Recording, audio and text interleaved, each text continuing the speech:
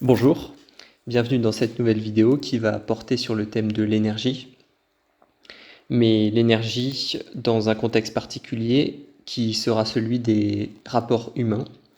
Et je vais aborder les rapports humains sous deux angles dans cette vidéo, qui sont le rapport au travail et à l'amour, donc la relation homme-femme.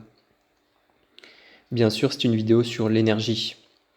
Et je ne vais pas expliquer en détail ce qu'est l'énergie, je ne vais même pas l'expliquer parce que il faut prendre ce mot au sens ésotérique du terme, au sens de la spiritualité. La difficulté avec le mot énergie, c'est que il est extrêmement polysémique. Donc il peut être pris dans plusieurs acceptions et le champ lexical, le champ sémantique, pardon, de ce mot est, est vraiment énorme. Alors commençons, j'ai écrit un texte à ce sujet. Il est indéniable que les échanges d'énergie entre les êtres humains sont omniprésents, même si souvent incompris dans leur totalité. Lorsque deux personnes se rencontrent, une dynamique énergétique s'établit. L'énergie émise par la première personne, entre parenthèses A, entre en contact avec la seconde personne, entre parenthèses B. Cette interaction est cruciale car elle révèle que le niveau vibratoire de l'énergie émise par A peut être supérieur à celui de B. La nature, aversionnant les déséquilibres, cherche alors à compenser cette différence. L'énergie A, plus élevée, a tendance à involuer pour s'adapter au niveau énergétique inférieur de B, tandis que B, exposé à une énergie plus élevée, peut évoluer. Dans les relations humaines, cette dynamique peut survenir et peut devenir délétère si nous ne sommes pas conscients de ce processus. Il existe des individus absorbeurs d'énergie, qui cherchent de manière habituelle à absorber l'énergie vitale des autres. Leur présence peut laisser les autres fatigués après une interaction, tandis qu'eux-mêmes semblent revitalisés. Ce phénomène peut être causé soit par une véritable absorption d'énergie, soit par le simple réconfort verbal qui stimule leur psychologie. Les absorbeurs d'énergie utilisent différents moyens pour cela, parfois sans attention d'évoluer leur propre énergie, mais plutôt par nécessité face à une carence globale en énergie vitale. La dégradation continue de l'écosystème terrestre, notamment des sols qui fournissent une énergie calorique essentielle à l'homme, rend ce dernier plus faible et moins capable de créer et de s'adapter. En conséquence, certains individus se trouvent contraints d'aspirer l'énergie des autres pour survivre et se maintenir. Cette réalité souligne l'importance de comprendre les mécanismes des échanges énergétiques dans les interactions humaines. Être conscient de ces dynamiques permet non seulement de se protéger contre les effets négatifs des absorbeurs d'énergie, mais aussi de cultiver des relations équilibrées et bénéfiques pour tous les individus impliqués. Au travail, les suceurs d'énergie utilisent diverses stratégies pour économiser leurs propres ressources, en utilisant celles des autres. Ils peuvent fréquemment solliciter des services auprès de leurs collègues afin d'éviter de dépenser leur propre énergie, que ce soit physique en demandant de porter des objets, ou d'effectuer des déplacements, ou mental lorsqu'il s'agit de gérer des affaires ou de s'occuper des clients, nécessitant une réflexion intense. Certains collègues peuvent pousser à déléguer les tâches pour économiser leur énergie aux dépens des autres. Il est crucial de reconnaître ces comportements et de ne pas se laisser manipuler par ces personnes. Cependant, il est important de faire la distinction entre l'ignorance, l'incompétence et l'économie par paresse. L'ignorance ou l'incompétence. Si une personne est véritablement incompétente dans son domaine de travail, cela peut affecter négativement toute la chaîne de production. Cela ne relève pas de l'économie d'énergie délibérée, mais plutôt d'une inadéquation de compétences qui peut être préjudiciable à l'efficacité collective et à l'écologie du travail. Manipulation et paresse. Dans le cas où une personne utilise la manipulation pour éviter de contribuer, elle peut se servir de la séduction ou de la culpabilisation pour faire croire à ses collègues qu'il commettrait une erreur s'ils refusent de l'aider. En réalité, c'est cette personne qui ne fait pas d'efforts et qui est médiocre. Ces comportements sont souvent motivés par des forces involutives, qui exploitent les faiblesses de la conscience et la complaisance chez les individus pour manipuler les autres à leurs propres avantages. Pour contrer ces dynamiques au travail, il est essentiel de cultiver une conscience mentale élevée et de reconnaître les tentatives de manipulation, en favorisant un environnement de travail où chacun est responsable de ses contributions et respectueux des autres. Il devient possible de minimiser l'impact des suceurs d'énergie et de promouvoir un équilibre sain et productif dans les interactions professionnelles. La présence de suceurs d'énergie dans une organisation peut avoir plusieurs conséquences néfastes, notamment en ce qui concerne la répartition injuste de la richesse produite par le travail. Voici quelques points importants à considérer. Les suceurs d'énergie utilisent souvent les efforts des autres sans contribuer équitablement. Cela peut conduire à une perception d'injustice par ceux qui fournissent plus d'énergie et ne reçoivent pas nécessairement une compensation équivalente, que ce soit financièrement ou en reconnaissance. La rétribution basée sur l'énergie utilisée. Il est suggéré que ceux qui utilisent l'énergie d'autrui devraient fournir une forme de compensation ou de reconnaissance pour cette énergie utilisée. Cela ne signifie pas forcément que la richesse créée doit être distribuée en fonction de l'énergie fournie, mais plutôt que ceux qui bénéficient du travail des autres devraient reconnaître cette contribution d'une manière ou d'une autre. Actions parasites et équilibre. Il est également mentionné que certaines actions parasites ne contribuent pas à la production de richesse mais consomment tout de même de l'énergie vitale. Dans certains cas, il peut être pertinent de réévaluer la façon dont les ressources sont allouées et de minimiser les activités non productives qui drainent les énergies. Enfin, la relation de travail et la guerre des égos. Les relations de travail peuvent parfois se transformer en compétition d'égos, où les personnes cherchent à se rabaisser mutuellement pour se sentir supérieures. Cela peut être exacerbé par l'utilisation de la culpabilité et du dénigrement pour protéger l'ego personnel de la souffrance. Les individus qui évoluent vers une conscience plus élevée et qui se détachent de leur ego sont moins sensibles aux tentatives de déstabilisation ou de manipulation par la culpabilité. Point important sur le travail et l'évolution. Il arrive à un moment où les individus conscients de leur environnement de travail finissent par ressentir du dégoût à l'égard de celui-ci. Ils ont alors le sentiment qu'ils pourraient mieux faire, qu'ils ne devraient pas être là. En effet, lorsque l'homme prend conscience des mécanismes qui régissent la vie en société, il exprime une énergie orientée vers la création qui diffère de celle requise par son travail. Il se crée ainsi une dissonance entre sa volonté intérieure et les tâches qu'il doit accomplir, ce qui engendre de la souffrance. Pourtant, le travail reste toujours créatif et exprime une énergie similaire. Mais l'onde de forme résultante de cette expression varie selon la profession. L'individu peut avoir alors l'impression de ne pas agir de manière optimale. Cela peut conduire à une diminution de l'efficacité au travail, créant ainsi un problème évident. Pour maintenir une organisation efficace, il est essentiel que les échanges d'énergie soient équitables. Si un salarié de plus en plus écœuré réduit sa productivité tout en étant rémunéré de manière équivalente, les conséquences à long terme seront préjudiciables pour lui et pour l'entreprise. Lorsqu'une personne travaille, exerce une activité professionnelle, elle doit s'engager à la réaliser correctement, sous peine de gaspillage énergétique. Si elle n'est plus capable de mobiliser l'énergie nécessaire pour accomplir son travail, elle devrait soit trouver des moyens de le faire, soit envisager la démission. Il est essentiel de maintenir un niveau élevé d'exécution dans toutes les tâches, tout en contrôlant son orgueil et sa volonté de se placer au-dessus des autres. Cette dynamique est étroitement liée aux énergies involutives, desquelles il est crucial de se libérer. Développer l'intelligence permet à l'homme d'utiliser le minimum d'énergie pour obtenir le meilleur résultat possible. C'est la productivité. L'état intelligent permet de se placer, de se déplacer et d'interagir avec le monde tout en économisant naturellement son énergie.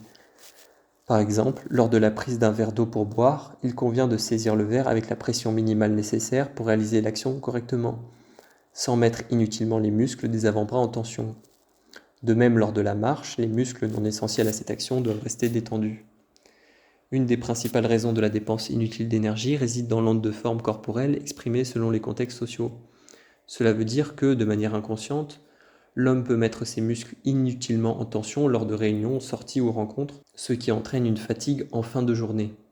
L'homme conscient ajuste son comportement en société pour maintenir une bonne image tout en conservant son énergie, évitant ainsi les tensions musculaires inutiles. Il est important d'appliquer le principe du minimum utile pour conserver efficacement son énergie. Le travail que nous faisons. Il est très important d'adopter des attitudes et des rituels intelligents pour améliorer la gestion de l'énergie, quel que soit le travail que nous accomplissons. Le principal problème réside dans le fait que les hommes et les femmes ne consacrent pas suffisamment de temps et d'énergie à améliorer leur gestion. La première étape consiste à établir une organisation optimale pour planifier les tâches de la journée. Évoluant dans un cadre temporel, l'homme doit noter ses actions à accomplir afin de les structurer naturellement. Une personne désorganisée finit par gaspiller son énergie en tentant de tout réaliser à la hâte. Il est essentiel de faire ce qui est nécessaire au bon moment, ce qui relève simplement du bon sens. Pourtant, peu de personnes le font. D'autre part, le cerveau humain est bien plus efficace lorsqu'il suit des rituels. Le matin est crucial car il détermine si la journée sera bonne ou mauvaise. Celui qui adopte une routine optimisant ses énergies améliore sa vie en habituant son corps, sa psychologie et son ego à suivre un schéma répétitif. Lorsque cela devient une habitude, l'esprit est libéré de l'effort de la réflexion. L'énergie vitale canalisée dans le cerveau peut alors être utilisée de manière plus productive. Au réveil, sortir immédiatement du lit pour bouger permet d'éviter les conflits internes entre la psychologie et le mental. Le dialogue intérieur entre l'ego et l'esprit, c'est-à-dire entre le confortable et le nécessaire, disparaît. Habituer l'ego à se soumettre au mental l'empêche de l'influencer et de se nourrir d'énergie. Ensuite, il est bénéfique de mettre le corps physique en mouvement en prenant une douche froide, qui par sa nature même revitalise le corps. Ensuite, il est essentiel de dynamiser l'énergie en faisant de l'exercice, de la méditation active ou toute autre activité similaire. Par après, il est utile de manger pour nourrir le corps physique. Ainsi, l'homme est prêt à travailler efficacement. La léthargie du matin doit être éliminée. Celui qui gère bien sa journée finit par accumuler et économiser beaucoup d'énergie, ce qui conduit à une plus grande conscience et à plus de bonheur au quotidien. Pendant la journée, il est également crucial de libérer l'esprit des pensées qui consomment de l'énergie mentale, en se concentrant sur le présent et l'utile. La plupart de ces pensées sont déclenchées par des réactions extérieures imprévues. En revanche, celui qui est organisé contrôle l'extérieur et ne le subit pas, ce qui évite à sa psychologie de perturber son mental, car elle se sent en sécurité. Dans la journée, l'organisation seule ne suffit pas. Il est nécessaire d'avoir des périodes pour nourrir le corps, par l'alimentation, l'exercice, des moments pour nourrir la psychologie, c'est-à-dire en s'amusant, en se détendant ou en passant du temps avec des personnes dont la vibration a la capacité de nous énergiser, ce qui repose le corps mental. La gestion efficace de son énergie est cruciale dans le cadre du travail, car sa perte conduit à l'inefficacité et peut causer des problèmes de santé. L'homme peut énergiser sa psychologie sans nourrir son ego, mais l'inverse n'est pas vrai. Il n'y a pas d'échange d'énergie si une personne qui reçoit répond avec des remerciements ou des flatteries, car l'illusion de l'énergie reçue ne fait que satisfaire l'ego sans apporter d'énergie réelle. Dans les relations humaines, beaucoup utilisent la flatterie pour donner un sentiment d'utilité à autrui, afin de puiser ensuite dans leur énergie. Il est important d'en être conscient et de faire preuve de prudence à cet égard. Passons maintenant aux relations hommes-femmes. Alors bien sûr, il y aurait des heures de contenu à faire sur ce sujet. Toutefois, nous allons parler des échanges énergétiques qui existent entre l'homme et la femme. Au niveau des relations entre hommes et femmes, il existe des échanges d'énergie qui sont souvent déséquilibrés.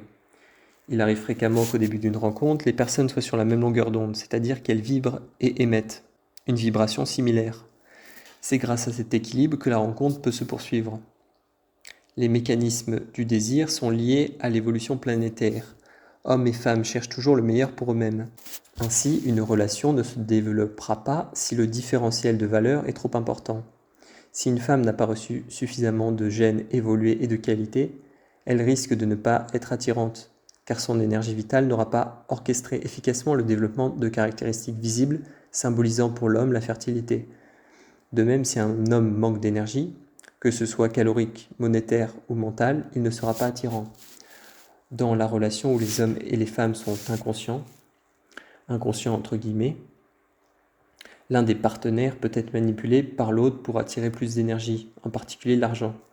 Cela peut conduire à des conflits et des guerres entre hommes, car tous chercheront à obtenir le meilleur partenaire. Ceux dont l'ego échoue deviennent souvent frustrés, jaloux et colériques. Cependant, cette frustration peut parfois énergiser l'ego, poussant l'homme à sortir de sa faiblesse pour conquérir davantage d'énergie, favorisant ainsi son évolution. Cette dynamique est alimentée par l'énergie intentionnelle que la femme peut apporter à l'homme. La femme est également influencée par la conscience collective, s'adaptant aux contextes sociaux dans lesquels elle évolue et agissant selon les mémoires planétaires. Par conséquent, elle a tendance à suivre plutôt qu'à innover, appliquant ce qui a déjà été fait plutôt que de prendre des initiatives personnelles. Quant à l'homme, bien qu'il soit aussi influencé par les égrégores collectifs, il l'est généralement moins que la femme, car s'il est en relation avec une femme, son ego est souvent déjà satisfait et n'a pas besoin de chercher davantage. Dans les relations homme-femme, dont les partenaires sont inconscients, les mécanismes d'échange d'énergie ne sont pas compris ou sont ignorés. Le premier échange qui a façonné l'évolution de l'humanité fut celui de l'énergie vitale contre l'énergie calorique. L'homme, ayant une carence de base en énergie vitale, mais ayant une capacité supérieure à acquérir des ressources, grâce à sa force physique et son mental, apporte ces énergies extrinsèques à la femme. Celle-ci ayant une carence en énergie psychologique qui l'empêche de développer suffisamment son mental pour aller chercher les énergies extérieures, lui donne en retour l'acte sexuel. Cela permet à l'homme de puiser dans l'énergie vitale de la femme, qui est supérieure à la sienne. Cet échange, sur des siècles, a permis à l'humanité d'évoluer. En effet, l'homme récupérant de l'énergie vitale transmise par le sexe peut ainsi énergiser son corps physique, puis psychologique, améliorant ainsi les conditions de vie de l'humanité en créant avec la science et, grâce à son intelligence, des outils facilitant la sécurité du groupe. En donnant de l'affection, l'homme offre à la femme le soutien affectif dont il a besoin, l'aidant ainsi à progressivement améliorer son mental. En apportant de l'énergie calorique et monétaire à la femme, celle-ci pouvait consacrer son temps à la gestion du foyer et de la famille. Aujourd'hui, les hommes et les femmes ont suffisamment évolué pour ne plus être dépendants de ces mécaniques.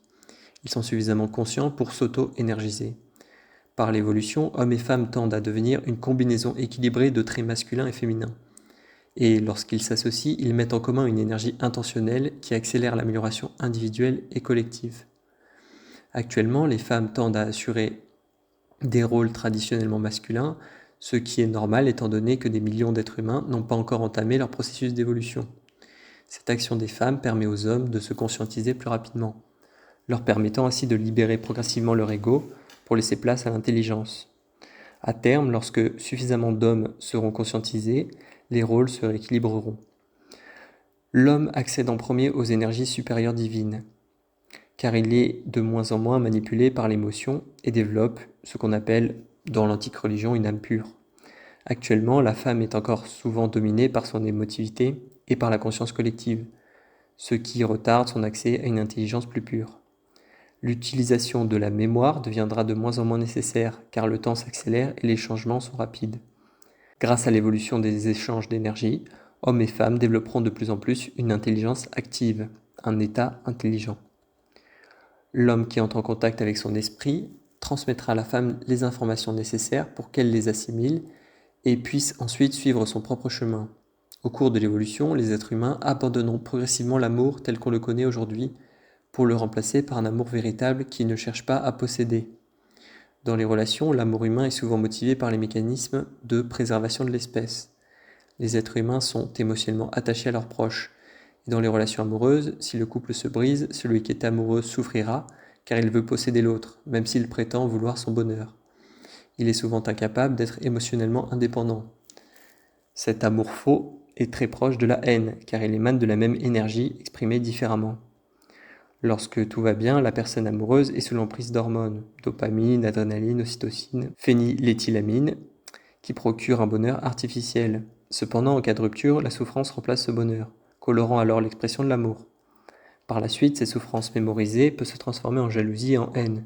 Ces émotions alimentent les énergies involutives qui ont besoin de l'homme pour se nourrir. Le véritable amour, appelé amour de son prochain ou amour christique, ne fait pas souffrir l'ego même si les personnes aimées suivent leur propre chemin. Cet amour est rendu possible lorsque l'homme comprend les forces qui les manipulent.